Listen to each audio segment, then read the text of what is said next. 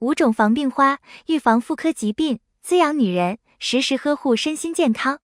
医学权威期刊《柳叶刀》的研究报告指出，全世界女性发病率最高的癌症是乳腺癌，已经成为了女性健康的头号杀手。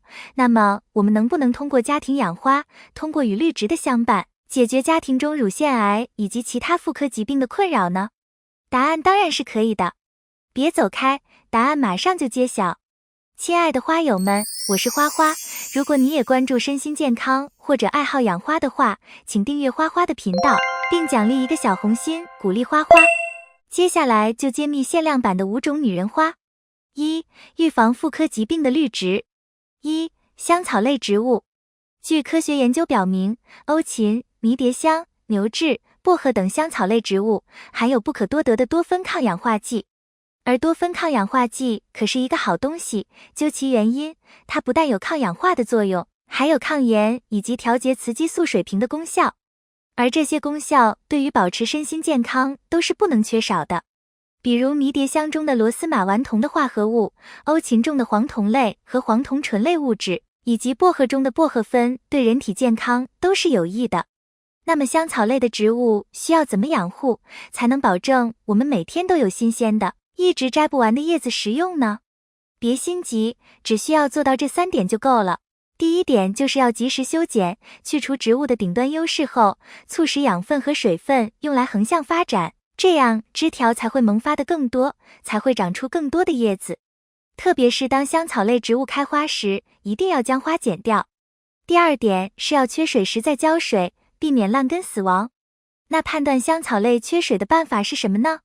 首先要看叶片，如果叶片开始下垂或者卷曲，是一个缺水的信号。其次，如果叶片颜色发黄了，也是缺水的一个信号。看到这些信号再浇水，就是浇水的一个宝典。最后一点则是环境一定要通风，良好的通风环境是根系旺盛、香草旺盛的小法宝。你家里有养护香草类植物吗？欢迎评论区告诉花花。2、芳香类花卉植物。俗话说得好，心平气和，五体安宁。美丽的心情是治愈一切的良药，所以每天保持好心情，就是预防所有疾病的良方。而有一些花卉不但赏心悦目，还自带芬芳，养在家里日日相伴，自然就能让人心情舒畅，缓解焦虑，减少怒气，远离结节。总结一下，这样的花卉一共有4种，咱们一一揭开它们的神秘面纱。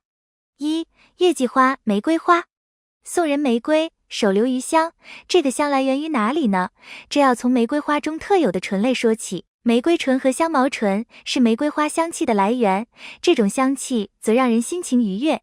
而说起玫瑰花的养护，需要每天保持6小时以上的光照，这个是玫瑰花开花的基础条件。平时养月季花，最常遇到的就是黄叶、掉叶的问题。这个问题的原因有以下几个点。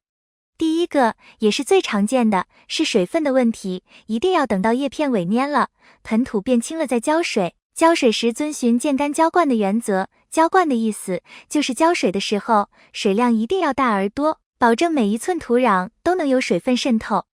第2个黄叶的原因，则是环境的突变，比如刚从花市买回来到家里，就是一种环境突变。比如季节的交替，比如室内室外的移动，这些统统可以称为环境突变。所以这里也建议养花的人要一直放在同一个地方养护，不要频繁的变动摆放的位置。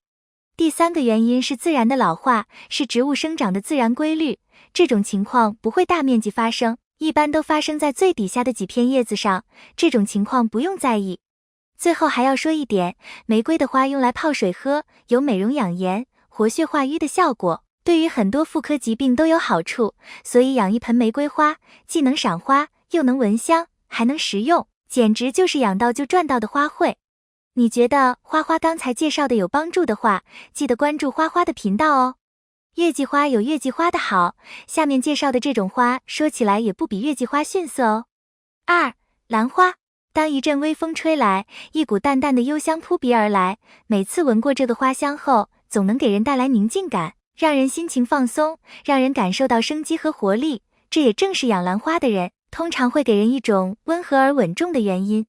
据大数据调查显示，兰花的香气能让暴躁焦虑的人变得淡定平静，从而有效防止体内结节的发生。说起兰花的养护，最重要的就是养根。兰花的根又称肉质根，所以要想养好兰花的根，最重要的一个是介质，一个是浇水。介质最好用腐叶土、松树皮、碎颗粒的混合物最好，而浇水最好按照固定的频率浇水，切忌突然断水、突然大水，因为长时间不浇水，根系的皮和根就会分离，而突然大水的话，就会导致根系脱皮，然后根就废了。这个就是兰友们经常说的空根。出现空根的话，叶片首先慢慢变黄，虽然变黄了，但叶片还是坚硬的，所以同理可证，如果叶片变黄还很坚挺的话，可以首先考虑根系出了问题。顺便说一下光照，俗话说得好，阴茶花、养牡丹，半阴半阳来养兰，所以把兰花放在偶尔有阳光，其他时间没有光照的地方最好。但如果你实在不理解这个半阴半阳的话，就放在散射光的地方准没错。玫瑰花以及兰花的养护，你学会了吗？觉得有所帮助，别忘记给花花一个小小赞哦。3. 薰衣草。芳香之王说的就是薰衣草的花香，首先淡紫色的小小花朵就给人清新精致的感觉，而花中自带的芳香油不但有调节神经系统的功效，更是能让人放松，缓解焦虑。大家最普遍知道的就是薰衣草的精油，一直以来都是被广泛喜欢的助眠安眠的良剂。说起薰衣草的养护，记住4点就够用了。第一个就是光照，除了夏天炙热的大太阳外，其他时间都尽情给它晒太阳。第二是浇水，浇水时需注意，不要浇到花和叶片上，因为这样会引起病虫害，久而久之，薰衣草就会枯萎。第3点是一定要多修剪，因为这类植物都是越剪越多，并且稍微加以注意，把徒长枝条、歪枝条剪掉的话，株形也会很好看。第4点就是温度，薰衣草最喜欢20度左右的环境，气温低的时候需要注意保暖。照着刚刚说的4点来做，你家的薰衣草会越来越香，越来越多。4.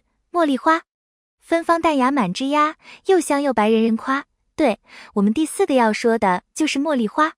茉莉花的香气大家都不陌生，用来制作香水，用来制茶，用来做香氛。之所以它的香气被大家喜爱，主要是因为它的香气里面含有苯乙醇、苯甲醇等化学成分，而这些化学成分本身有安抚和缓解人情绪的作用，心情好了，结节和炎症就少了。所以我们走过茉莉花旁时，都会不自觉地多闻几下，这个是人的本能。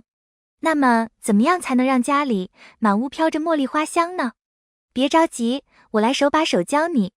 花友说得好，晒不死的茉莉，阴不死的珠兰。首先你需要了解到的就是茉莉花非常喜欢光照，除了夏天正午的阳光外，其他时间都可以晒太阳。冬天如果温度低于15度的时候，记得要搬进室内。然后当叶子向下变软了，就大水灌浇，平时可以多给叶片喷水，这是叶片变得油亮的一个窍门。除此之外，茉莉花的水分和光照充足的话，非常容易长得长短不一，高高矮矮，这个时候就需要拿起剪刀舍得修剪。充足的光照、通风的位置、勤于修剪以及定期的给点小肥料，这是茉莉花多长花苞的技巧。对了，现实养护过程中还有一种情况需要提醒，很多人刚买来茉莉花的时候，枝条上本身就有花苞，这个时候要记住，千万不要手欠着急换盆，一定要静等这波花开结束再鼓捣，否则大概率花苞花掉。以上就是今天的内容，主要从保持自己心情愉悦的角度来保护自身的健康。如果你对此类内容感兴趣的话，请点赞、关注并多多转发。希望每一位花友都身体健康，心情美如花。感谢观看，感谢粉丝的喜欢和留言，我们下期再见。